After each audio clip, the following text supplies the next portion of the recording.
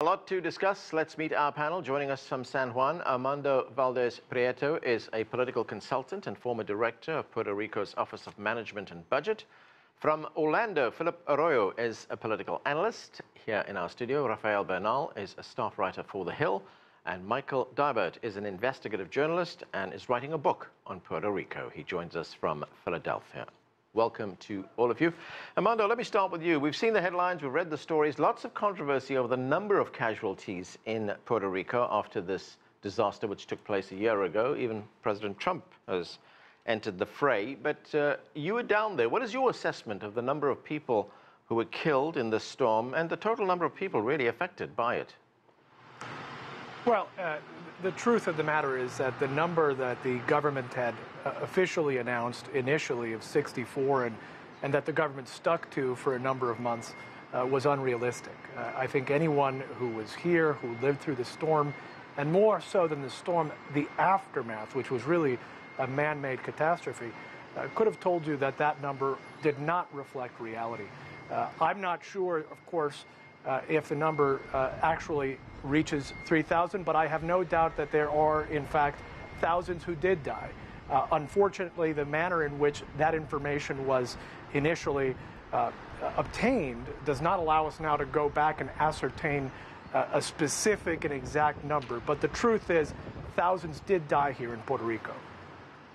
Michael, in the United States, we're hearing a lot about this, and one of the opposition politicians here who's getting a very big name, Alexandria Ocasio-Cortez, has described this disaster in an interview that she did, and I'm quoting here. She said it's the worst humanitarian crisis in modern American history. Would you agree with that description? Well, I would say certainly a lot of the death toll that came after the storm was avoidable and was to a large degree man-made. I mean, even down to the fact that FEMA didn't pre-position supplies for the hurricane before the storm hit, as they do as per their own protocol. And when you drove around Puerto Rico in the aftermath of the storm, because of the lack of electricity, because of the lack of water, because of the impassability of the roads, as someone I spoke to recently down there said, anyone who had any kind of kidney problem, anyone who had renal failure, anyone who had cancer, I mean, these people just died and died and died for months afterwards. Phillip, you know, we just heard a moment ago from Armando telling us that, you know, a lot of these deaths can be attributed to the fact that it was a man-made disaster after the actual natural disaster. It was a tragic storm. It was devastating. I mean, even politicians here in the United States say that the response of the government was very poor. Let's listen to what Bob Menendez, the U.S. Democratic senator, had to say about that. We had no way of knowing that the pain and suffering unleashed by a natural disaster named Maria would be prolonged by a man-made disaster named Trump. Just a week or so ago, President Trump said on Twitter that it was only in the aftermath of the storm, after he left the island, in which nearly 3,000 Americans died. I just don't know how he sleeps at night. So, Phillip, to what extent was this disaster made worse by the lack of response from the federal government, or a very weak response? Well, if we look at the facts are very clear. Not only the studies that Armando mentioned indicate that. For example, there were a study in Harvard University that indicated over 4,000 deaths, a study in George Washington University that indicates around 3,000. But let's not pay attention to those studies. Let's look at what FEMA, through their recovery assessment report, indicated. They acknowledged that they failed. They acknowledged that the response was poor. So absolutely, this administration, the Trump administration's response to Puerto Rico's disaster was certainly disastrous. And I would agree on 2 points in regards to that this was a man-made disaster. First, voting for President Donald Trump is a disaster that caused the failure in the response to Puerto Rico's Hurricane Maria situation, but also the issue of climate change is very much present here. Climate change is real. These hurricanes are going to continue to happen unless we have better policies in terms of our environment. And, you know, for example, one of the many catastrophes of this Trump administration, for example, and the lack of empathy, is the fact that over 2,400 families requested funeral assistance from the federal government. And you know how many were approved? 75. So I think that the Trump administration's failure, coupled with the incompetence of Governor Ricardo Rossello's administration, created a perfect storm and reaped the situation that we have today. And I think that, lastly, this whole situation in Puerto Rico and this disaster, in terms of the lack of response by the federal government, indicates an underlying problem that must be solved and has been ignored for far too long, which is Puerto Rico's colonial status with the United States.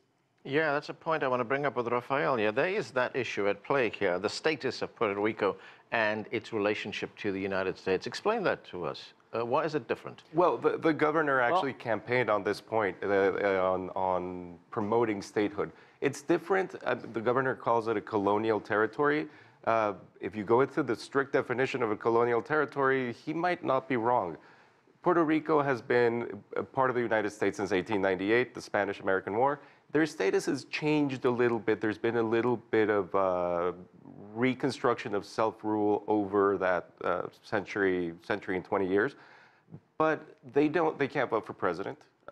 They don't pay a federal income tax. They only have one non-voting representative to Congress, and for a population of 3.5 million people, it's not very well represented. They are stuck in a design that is meant for much smaller territories and does not really reflect the needs of Puerto Rico. And you can see that in that FEMA had logistical troubles and bureaucratic troubles in responding. Before you go on, I just want to say FEMA is the Federal Emergency Management Agency. That's Correct. The agency, the federal agency that deals with disasters of this kind, right? Exactly. Whose director, if I may add, is under criminal investigation. That's right, yeah.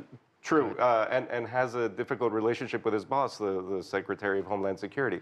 So what you have is these structural deficiencies within the Puerto Rican government, within Puerto Rican infrastructure, and also in the way that U.S. federal agencies are designed, that they're not designed to respond to the specific needs of Puerto Rico and its 3.4 million citizens.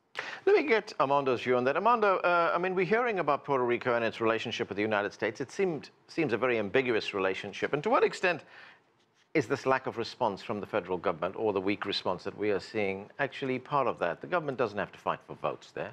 Presidents don't have to go and campaign there. I think it's true that currently the situation and the relationship that we have with the United States is of a colonial nature. There's a fiscal board that essentially governs all budgetary decisions, and of course that's how you establish policy priorities in a modern government.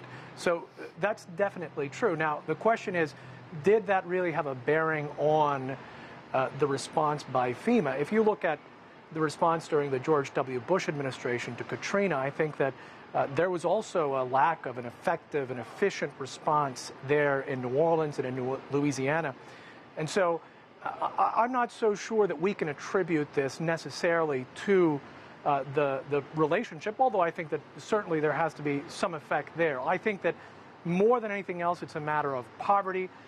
It's a matter of how the country itself, how Puerto Rico itself it was built up, and whether or not it's ready to deal with disasters of this nature. And to Philip's point about climate change, I think that that's one area where, regardless of our relationship with the United States, if we do not start to prepare our infrastructure and where people live, housing, etc., for stronger storms, for rising seas, this is going to be a problem whether we're an independent country, whether we're a state, or whether we continue to have the current relationship with the United States. All right, Rafael, go ahead. The point about Katrina is fascinating. So, yes, you have two poor areas of the United States hit by massive storms during Republican administrations. The response from Congress is very different, though. In our research, we found that in the month after Katrina, 1,600 floor speeches were dedicated to Hurricane Katrina. In the month after Maria, it was just under 300.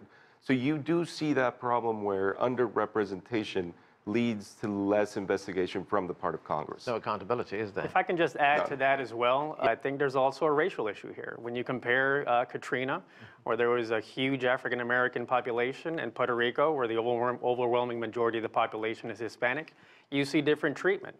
So I think that obviously that, as well as social classes and poverty, played a factor. It seems like the federal government seems to pay more attention to the states that are better off than those poorer states. And if I can just say, you know, Puerto Rico may be a small U.S. territory, but on 2 occasions, in 2012 and in 2017, the people of Puerto Rico democratically rejected the current relationship with the United States. And what did Congress do? Congress responded by creating the Promesa Law, which basically took over the government of Puerto Rico unilaterally, set up a fiscal board, unelected fiscal board, which is controlled by Wall Street. And let's be clear here, this isn't a political issue because both Democrats and Republicans have their fair share of sins in regards to Puerto Rico. That Promesa Law was filed by a Republican, but was passed by more Democrats than Republicans and signed by President Obama. So I believe that this shouldn't be, this issue of Puerto Rico, I'm a little tired of it being played for politics. Yeah. And I think that everybody's responsible and everybody has to respond. Armando, go ahead.